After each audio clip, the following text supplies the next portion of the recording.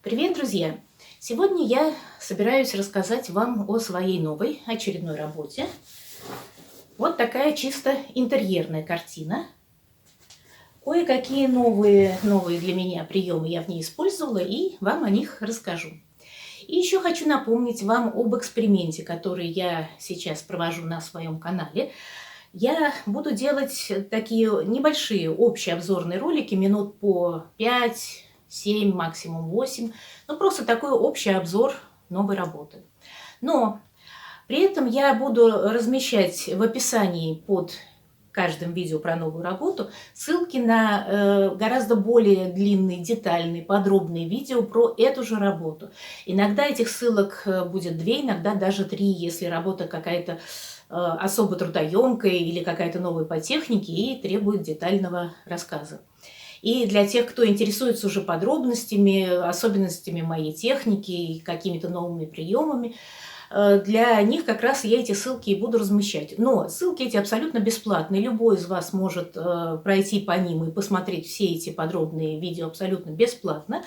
Но если вы сочтете возможным поддержать при этом канал любой удобной, комфортной для вас суммы, я буду очень вам признательна. И все ссылки для этого я тоже буду оставлять внизу в описании под каждым видео.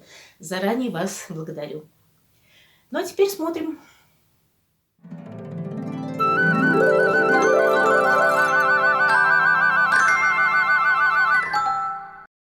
Сейчас вот стою и думаю над новой работой. Это у меня результаты джели принтинга, печатание на гелевой пластине, на кругленькой.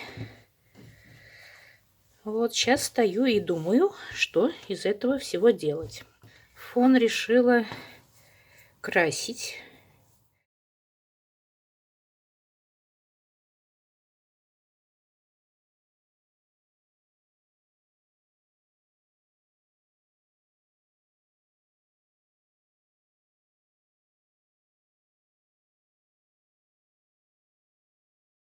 После сушки всегда совершенно другая картина. В данном случае она мне очень нравится, эта фактура.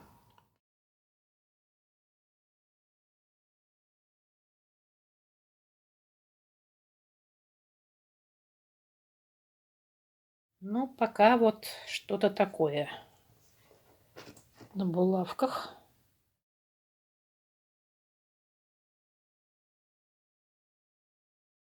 Теперь я намерена поработать с текстурой фона.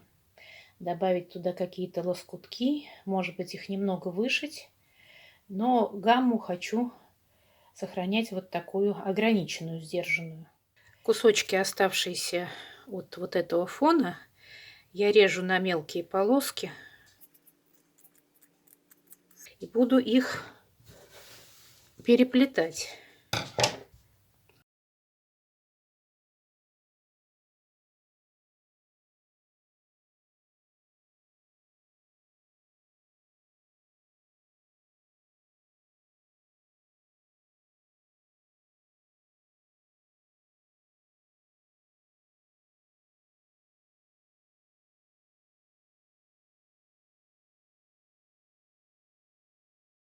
Ну, листики, я думаю, как-то вот так вот. Ну, и здесь будет их больше. Но сначала надо простегать фон. Я думаю, что я это сделаю металлизированными нитями. Поскольку стиль картины декоративный, то золото в небольших количествах, мне кажется, украшает работу.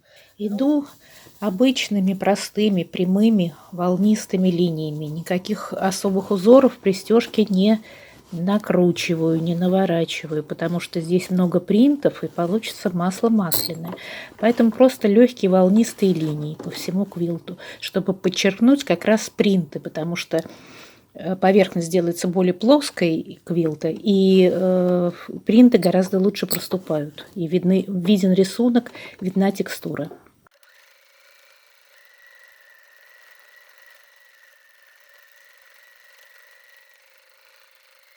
В данном случае стежка является элементом дизайна, а дизайн здесь такой, ну, геометрически довольно простой, поэтому в том же духе иду дальше по всему квилту.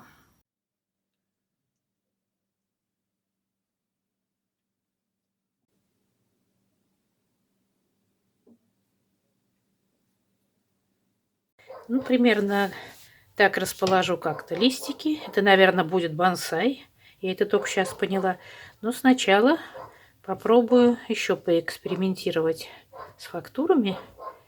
И сделаю, наверное, вот что-то в этом роде.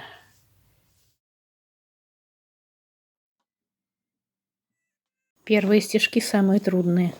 Прямой и свободно иду.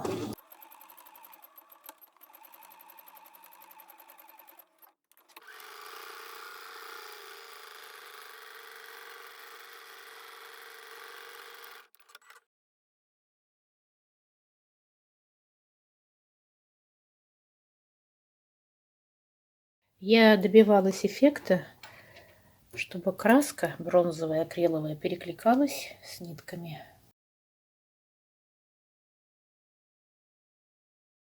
Как завершающий акцент добавила вот листики травинки. Они по цвету перекликаются вот с зелеными тонами тут.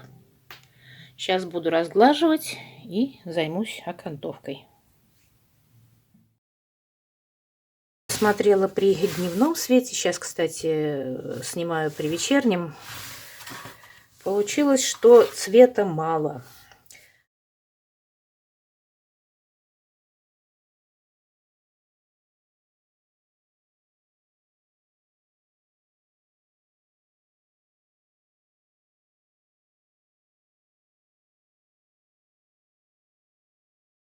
Смотрите, как принты хорошо проступают.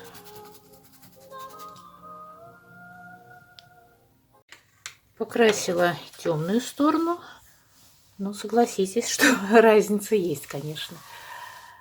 Добавив контраст, работа делается гораздо более эффектной.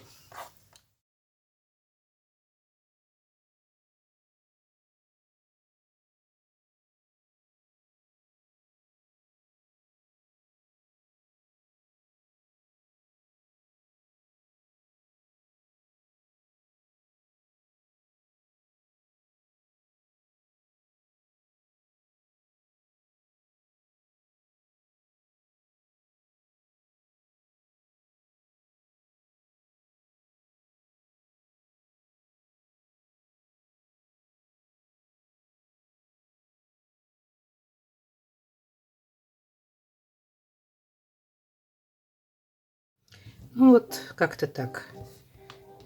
Здесь уже очень жесткая ткань из-за многих слоев акрила, но надеюсь, все-таки пробью ее иголкой машинки. А вот это получившееся безобразие после неудачного принта попробую закрыть волокнами. Не представляю, как я здесь буду строчить, потому что, повторяю, плотность колоссальная. Ну, попробую.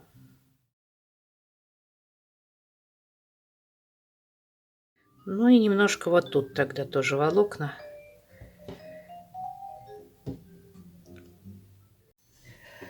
Нет, машинка оказалась вполне нормально здесь шьет. Вот так вот с запасом потом я это отрежу. Накладываю лапку с закрытым кольцом обязательно. И прямой строчкой, прямым ходом. Немножко волнистой линии, чтобы захватывало побольше волокон. Вот так двигаюсь.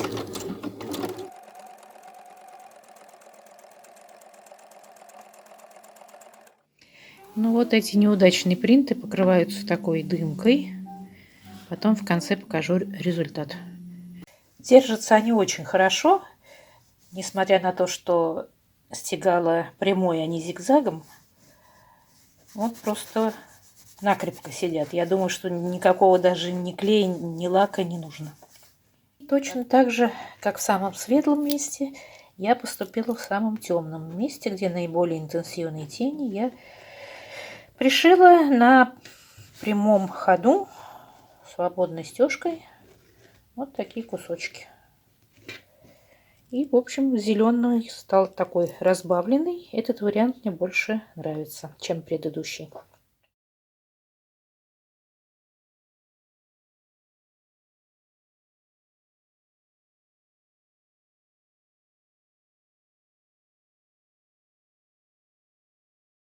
Пришила окантовку. Я думаю, что окрашенная ткань акрилом смотрится в качестве окантовки очень хорошо.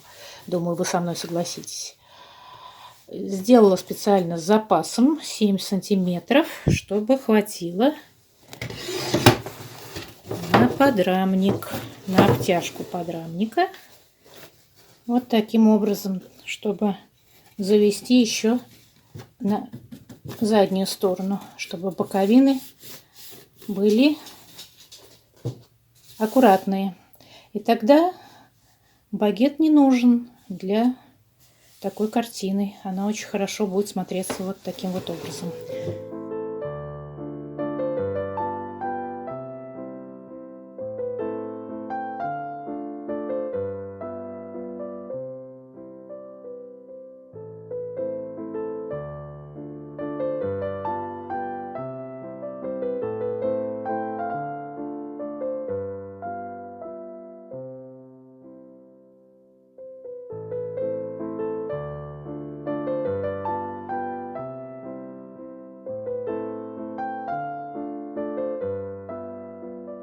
Да, еще такой момент, друзья. Все время забываю о нем сказать, но вот наконец вспомнила.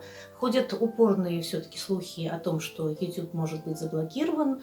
Ну, наше дело в это, верить или не верить. Но я просто хочу заранее предупредить всех моих зрителей, которые интересуются моим творчеством, что если его все-таки заблокируют, то я не перестану делать ролики, я просто буду выходить через VPN YouTube. И точно так же вы можете туда зайти и все посмотреть как прежде. Благодарю вас за внимание, всего вам доброго, до встречи.